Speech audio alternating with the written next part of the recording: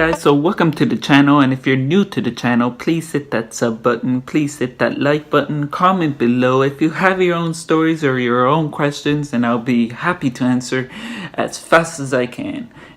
Today is a different kind of video and I hope you enjoy it. Hey guys, so today I want to talk about some experiences that I've gone through that could help some of you guys to get out of your shell. So basically, I've mentioned in another video that I did a broadcasting course 10 years ago, and that really helped me to get out of my shell. And I didn't have this this good way of explaining things. I still have issues explaining, but I was a lot worse back then, and it really did help me to learn a few tricks, you know. And it's incredible because I remember when I got out of the broadcasting course, one of my classmates, they saw me because I used to be also a background performer for TV.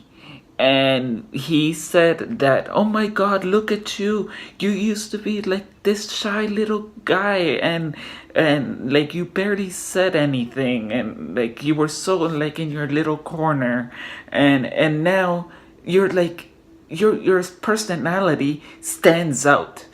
And that meant the world to me because I was always really shy. And I wasn't really the party guy either growing up. I wasn't really that social, and I guess it has to do with anxiety. So it makes sense in a way, right?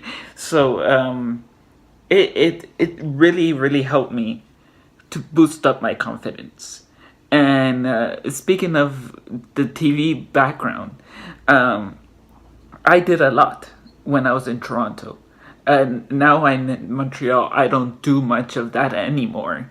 I kind of miss it, but it was on-call work and the very long hours. Like one time, I was literally sleeping for like the whole time. I kept waking up. Is it our turn? They're like, nope, just keep on sleeping. I'm like, they're paying me to be here. So, but it was like a waiting game. But it was fun. At least I got paid, right? So they didn't really need us. Like a few other people were there waiting as long as I was, but we were just the in case people. So whatever, I got paid for it. I was also in a few other movies. 24 Blocks is one of the movies I was in, and I wasn't actually in it.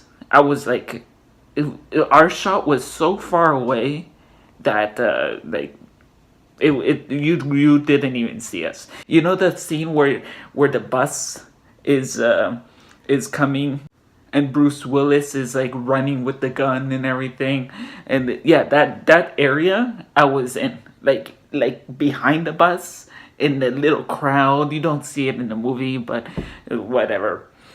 I got paid for that too. I even saw Bruce Willis and everything. So it was quite interesting. Another show I was on was Kevin Hill, Instant Star, and yeah, Instant Star. That's the one I really want to talk about. I met Randy Jackson on Instant Star, and he was one of the guest stars.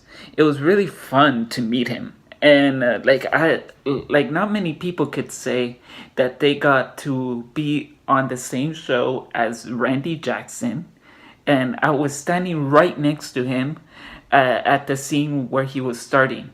And like we had a little conversation. It was really fun. Really genuine person to talk to, and then he was really true to his words, and it was a good conversation. I was happy, and he's a good guy.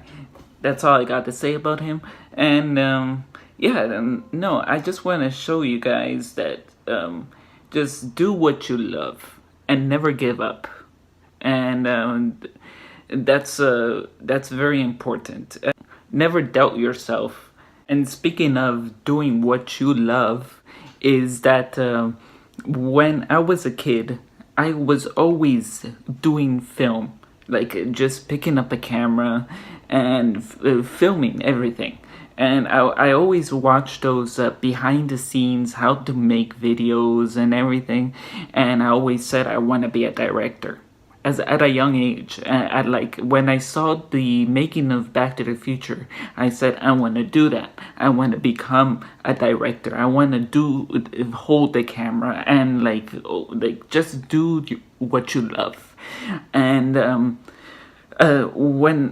when I started editing on the computer, when I was 15 years old, and on Windows Movie Maker actually, and I just kept going, practicing and practicing and practicing, and that all the practice paid off because now I'm able to do these kind of videos for you guys, and it's really fun to do it, and I even managed to make my own music video for a friend of mine that I did a long, like 2-3 years ago, and it was really fun.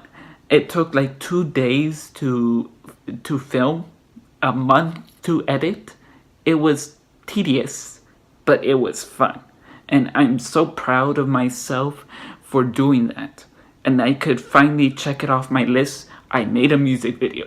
So I wanted to do that, and I did it. I always watched all behind the scenes music video stuff. I fell in love with that, and it's a fun process to do, and I'm happy to be able to have done it.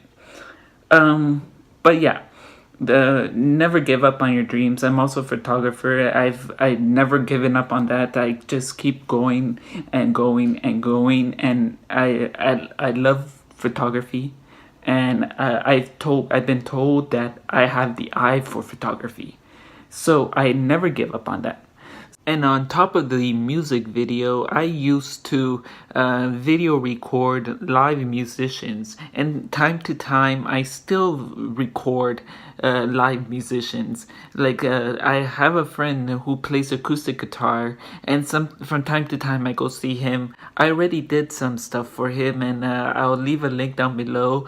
And it's a lot of fun, and I really do miss going to concerts. But I know it's very hard with the busy schedule I have here at home, and you have to be up very late. You have to have a lot of energy for that too, and but I'm happy I had the experience to do that in the past, and I did so many concerts back in Toronto, and I met a lot of great people. I'm very thankful for that, and it gave me such a good experience to have a steady hand for the camera, and it was a learning process, and I'm so happy to be able to do that and have it on my profile that I did it. And I want to also say that you don't have to have the best camera to do the film. Like I had like a point and shoot camera back then. So think about it. Like you have to have the eye for it, not the camera. So that's all I got for today. So thank you guys for watching, and keep watching.